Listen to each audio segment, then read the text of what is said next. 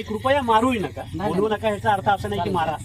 पण आपल्या घरात जेवढा जगायचा अधिकार आपल्याला आहे तेवढाच त्याला पण आहे. नाही पण त्याचं काय सर माहिती आहे का, मी जरी चालवलं असतो ना याच्यातली जवळपास 90% मंडळी मारणार आहे. त्याला मारावं. ठीक आहे, आता ह्याच्या पुढे जे आहे, आता हे जसं तुम्ही आता तुमचं मन परिवर्तन झालं आणि तुम्ही बोलवलं तर हे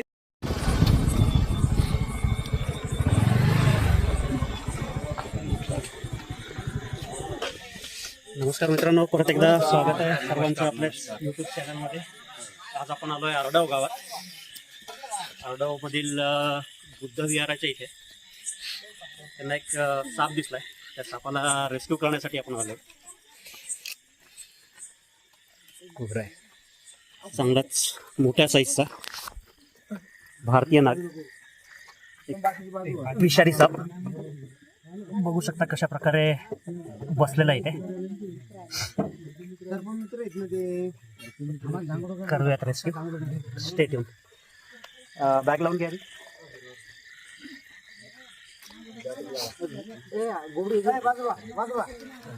एकदम आरामात बसलेला आहे. साईज चांगलीच मोठी आहे एकदम.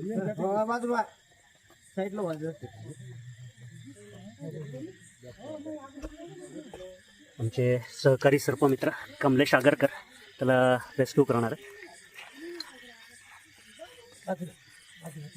सांभाळून घे.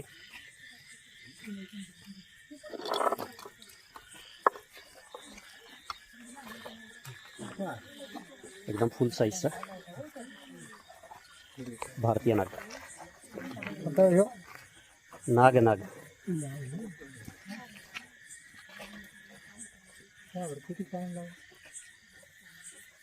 हळू हळू.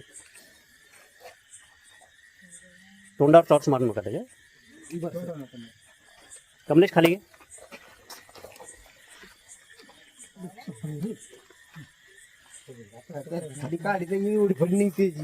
शांत बसा थोडं.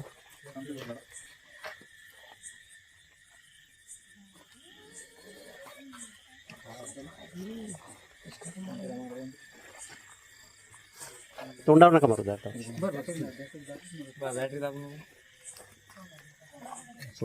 सोडून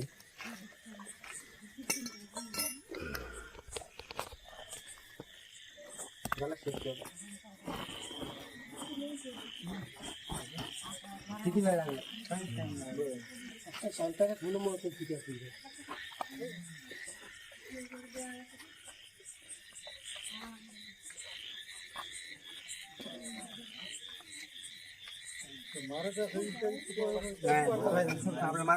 नाही दादा, इथून पुढे विषयच नाही घ्यायचा महाराज.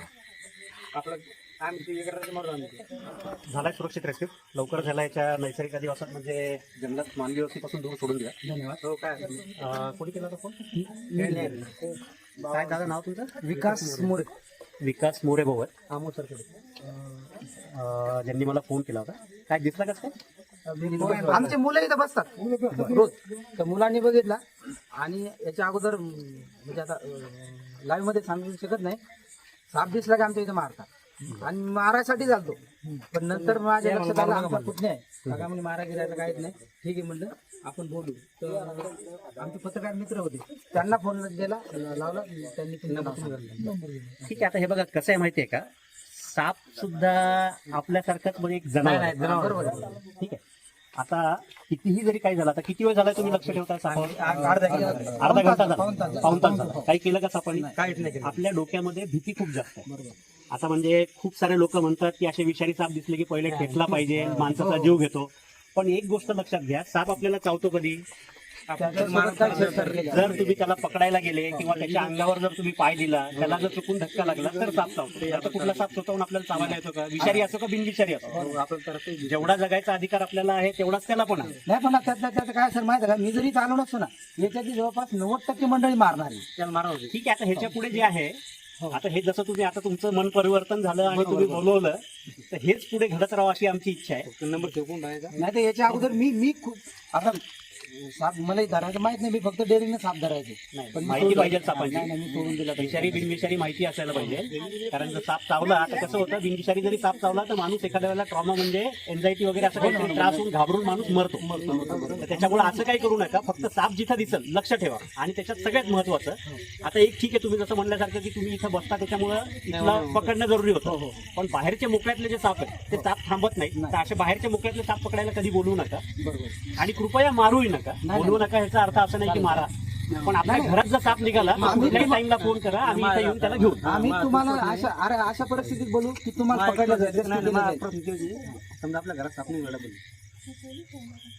एवढं निघायला पाहिजे तर निघणं समजा नंबर आहे ना, नंबर चालेल. सगळ्यात महत्वाची एकच गोष्ट सांगतो तुम्हाला. तुम्हाला जर वाटत असेल साप तुमच्या घरात येऊ नये तर घराला कुठेही सांदी, कुठेही फटी, दरवाजाला फटी नाही पाहिजे. कारण रात्रीच्या वेळेस हे शिकारी साप शिकार करण्यासाठी बाहेर निघतात आणि आपल्या घरात बसतात. तर घराला कुठेही सांद, फट, बिळ ठेवू नका, जेणेकरून अशी कुठली घटना घडणार. चालेल. सर काय माहिती का, ज्यावेळेस साप दिसला तुम्हाला रेस्क्यू केले जाईल त्याच टायमाला बोलू तुम्हाला. काय हरकत नाही. चला, धन्यवाद साहेब.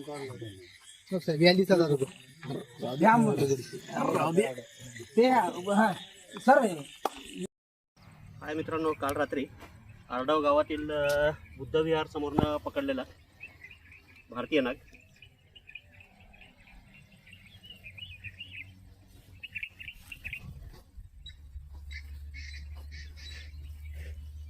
तो एक विषारी साप आहे. न्यूरोटॉक्सिक प्रकारचं विष असतं याचं.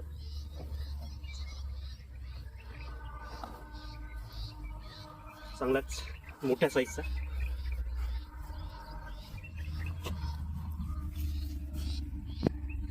फुल लॅडर. नाग हा असा एकमेव साप आहे जो प्रॉपर फणा काढून उभा राहतो. बाकी दुसऱ्या कुठल्या सापांना असं प्रॉपर हुड नसतं. बघू शकता हेड साईज त्याची किती मोठी आहे. अंदाजे एक 10 ते 12 वर्ष वयाचा असावा. भारतीय नाग, इंग्लिश नाव इंडियन स्पेक्टॅकल कोब्रा. न्यूरोटॉक्सिक प्रकारचं विष असतं. सर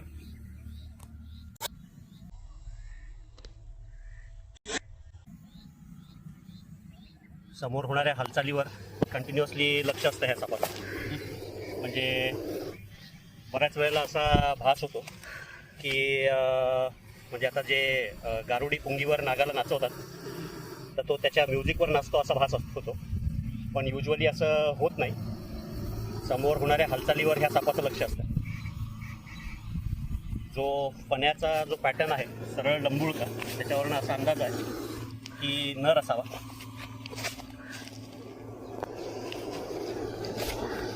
चावल्यानंतर चावलेल्या जागेवर सूज, त्यानंतर इथे बरेचसे पेन होतात.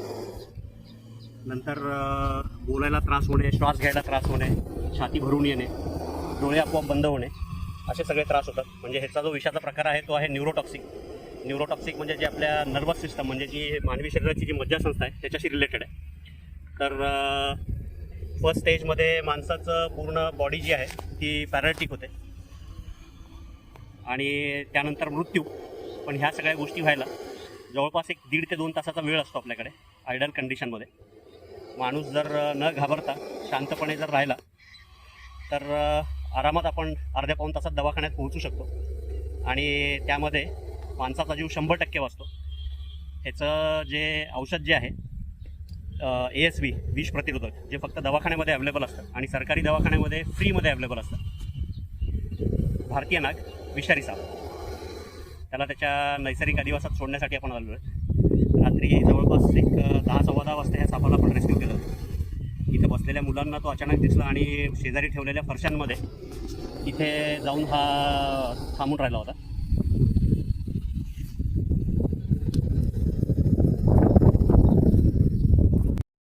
त्या नागाला आपण त्याच्या नैसर्गिक अधिवासात सोडण्यासाठी आलेलो आहे. त्याच्यासमोर हालचाल होत राहिली तर तसाच तो पणा काढून बसून राहिला.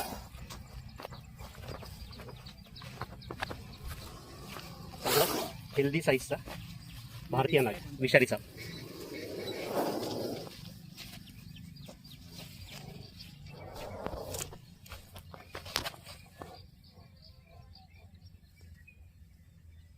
कसपसतच आपल्या नैसर्गिक अधिवासात निघून गेला. जर व्हिडिओ आवडला, काम जर आवडत असेल, सांगितलेली माहिती जर आवडली असेल तर लाईक करा. चॅनलला सबस्क्राईब केलं नसेल तर सबस्क्राईब करा आणि कमेंट करायला विसरू नका. धन्यवाद.